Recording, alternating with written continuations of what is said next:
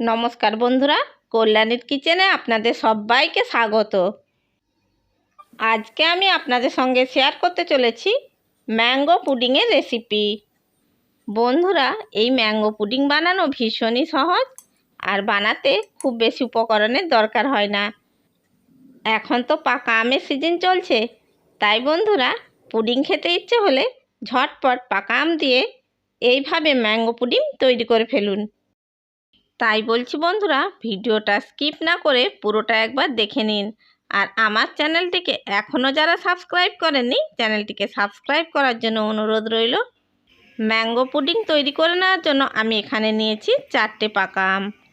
এবার এই আমগুলোকে আমি ছোট টুকরো করে কেটে নিচ্ছি। দেখুন বন্ধুরা, আমগুলোকে আমি ছোট টুকরো করে কেটে নিয়েছি। এবার এই আমগুলোকে আমি পেস্ট করে নেব। এখন আমি আমের টুকরোগুলো একটি মিক্সিং জারের মধ্যে নিয়ে নিয়েছি। এরপর এর মধ্যে দিয়ে দিচ্ছি 2 টেবিল স্পুন চিনি আর দিয়ে দিচ্ছি 2 পিঞ্চ লবণ। এবার মিক্সিং জারের ঢাকনা বন্ধ করে খুব ভালো করে পেস্ট করে নিচ্ছি। দেখুন বন্ধুরা, পাকা আমের টুকরোগুলোকে আমি খুব ভালো করে পেস্ট করে নিয়েছি। এরপর আমি এর মধ্যে অ্যাড করে দিচ্ছি হাফ কাপ দুধ। আমি হাফ কাপ দুধ মিক্সিং জারের মধ্যে দিয়ে দিয়েছি। এবার মিক্সিং জারের ঢাকনা বন্ধ করে খুব ভালো করে পেস্ট করে নেব। আমের পিউরির মধ্যে দুধ দেওয়ার পর আমি আবারও ভালো করে ঘুরিয়ে নিয়েছি। দেখুন বন্ধুরা, আমাদের পিউরিটা রেডি হয়ে গেছে। এবার আমি এটাকে একটি ফ্রাই প্যানের মধ্যে ঢেলে নিচ্ছি। ম্যাঙ্গো পুডিংয়ের জন্য যে মিশ্রণটা তৈরি করে রেখেছিলাম সেটা আমি ফ্রাই প্যানের মধ্যে ঢেলে নিয়েছি। এবার এটাকে একটা সাইডে সরিয়ে রাখছি। এরপর আমি এখানে ম্যাঙ্গো কাস্টার্ড পাউডার নিয়েছি।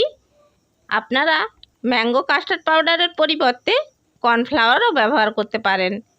আমি এখানে 3 চামচ কাস্টার্ড পাউডার নিয়ে নিচ্ছি।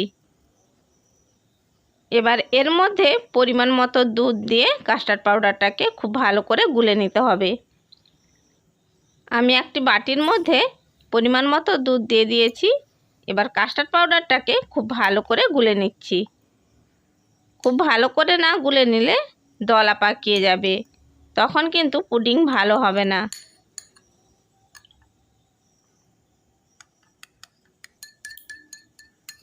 দেখুন বন্ধুরা, ম্যাঙ্গো কাস্টার্ড পাউডারকে খুব ভালো করে গুলে নিয়েছি। এবার এটাকে একটা সাইডে সরিয়ে রাখছি। এরপর পুডিং জমানোর জন্য আমি এইরকম একটি বাটি নিয়েছি আর অল্প একটু তেল দিয়ে বাটির মধ্যে তেল ব্রাশ করে নিচ্ছি।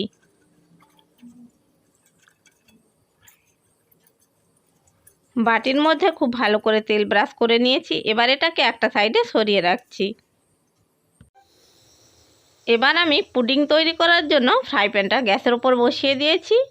এবার লো টু মিডিয়াম ফ্লেমে আমের এই পিউরিটাকে একটু ঘন করে নিতে হবে।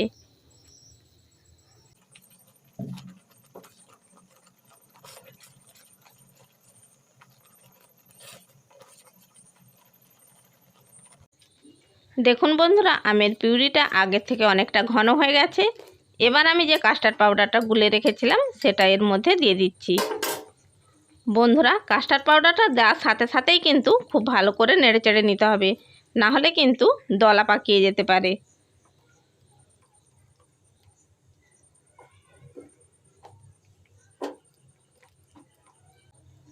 কাস্টার্ড পাউডারটা দেওয়ার পরেই আমি নেড়ে চেড়ে নিয়েছি। দেখুন বন্ধুরা, আমাদের পুডিং বানানোর জন্য মিশ্রণটা একেবারে রেডি হয়ে গেছে। এর থেকে বেশি আর ঘন করব না। এখন আমি গ্যাসের ফ্লেমটা বন্ধ করে দিচ্ছি। এবার আমি মিশ্রণটাকে বাটির মধ্যে ঢেলে দিচ্ছি। বাটিটাকে আমি আগে থেকেই রেডি করে রেখেছিলাম।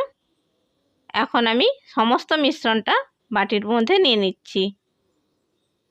সমস্ত মিশ্রণটা বাটির মধ্যে নিয়ে নিয়েছি। এবারে এটাকে একটু ট্যাপ করে নিচ্ছি। বাটিটাকে আমি ট্যাপ করে নিয়েছি। এখন এটাকে 2-3 ঘন্টার জন্য এইভাবেই রেখে দেব। ঘন্টা 3 পরে দেখাচ্ছি। দেখুন বন্ধুরা, সুন্দরভাবে পুডিংটা জমে গেছে। এবার আমি বাটি থেকে এটাকে বের করে নেব। পুডিংটা বের করে নেওয়ার জন্য এখন আমি এই বাটির মধ্যে একটা প্লেট ঢাকা দিয়ে দিয়েছি। এবার এটাকে উল্টো করে দিয়ে একটু ট্যাপ ট্যাপ করে নিতে হবে। এবার আমি বাটিটাকে তুলে নিচ্ছি।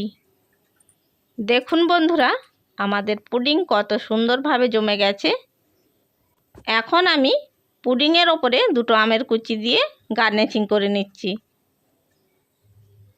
তাহলে দেখলেন তো বন্ধুরা, কত সহজে তৈরি হয়ে গেল আমাদের ম্যাঙ্গো পুডিং।